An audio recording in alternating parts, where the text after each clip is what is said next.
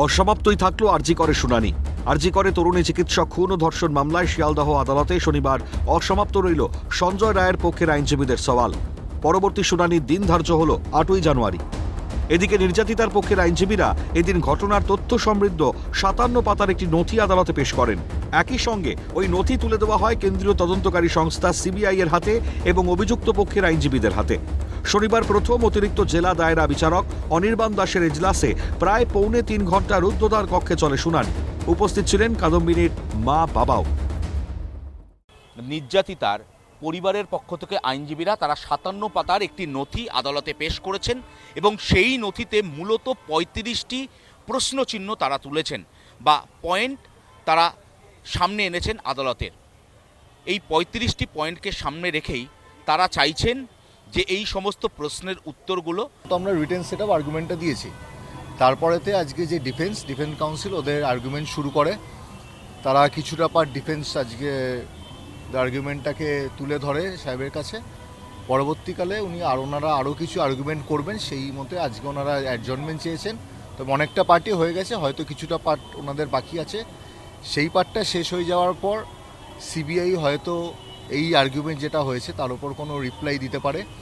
ওনাদের রিপ্লাইয়ের পর আমাদের কাছে সুযোগ আসবে। আমাদের অনেক কিছু মনে হয়েছে যে ওই দিকগুলো এখনো কোনো ইনভেস্টিগেটই হয়নি, সেই কোশ্চেনগুলো আমরা রেখেছি জাজের কাছে। কিছু কিছু আর্গুমেন্ট করতে হয় সেগুলো করেছি কোর্টের নিয়মের মধ্যে, সেগুলো করা হয়েছে।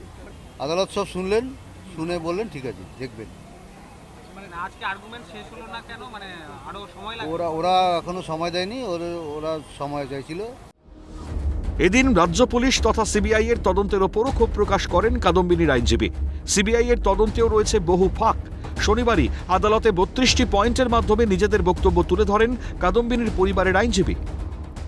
আমরা 32টা পয়েন্ট টোটাল তুলে ধরেছি যে this are the lapses and glitches on the part of the both CBI and West Bengal police.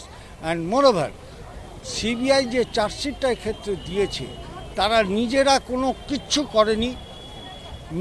কিচ্ছু করেনি এবং সম্পূর্ণটা ওয়েস্ট বেঙ্গল পুলিশ যা করেছে হুবহু সেটা এখানে তুলে দিয়েছে। তাই সিবিআই নিজেই বলেছিল যে এই কেসে প্রিন্সিপাল এবং ওসি টালা পিএস কেসটাকে হাসাব করার চেষ্টা করেছে এবং এভিডেন্সকে করেছে। সে ব্যাপারে আমরা পরবর্তীকালে ইনভেস্টিগেশন করে সাপ্লিমেন্টারি চার্জশিট দেবো। আজ পর্যন্ত কোনো সাপ্লিমেন্টারি চার্জশিট দেয়নি। আমরা মনে করি যে এই ঘটনাটার সঙ্গে প্রত্যক্ষভাবে আরও অনেককেই যুক্ত আছে, যেগুলো সেন্ট্রাল ফরেন্সিক রিপোর্ট আছে, সেটা অনেকগুলি বিষয় আছে। এখানে সময়ের কিছু বিষয় আছে, কোথায় ঘটনাটা ঘটেছে সেগুলো নিয়ে অনেকগুলি প্রশ্ন আছে এবং এই যে প্রশ্নগুলির সদুত্তর পাওয়া এখনও আমরা পাইনি। আমরা মনে করেছি যে সিবিআইয়ের যে তদন্ত সেইগুলো এই জায়গাগুলিতে আরও বেশি গুরুত্ব দিয়ে করা উচিত।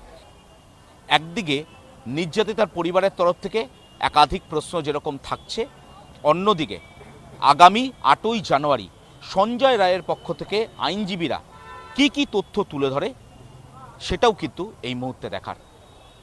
ক্যামেরায় নিখিলের সঙ্গে শুভজিৎ, ক্যালকাটা নিউজ, কলকাতা।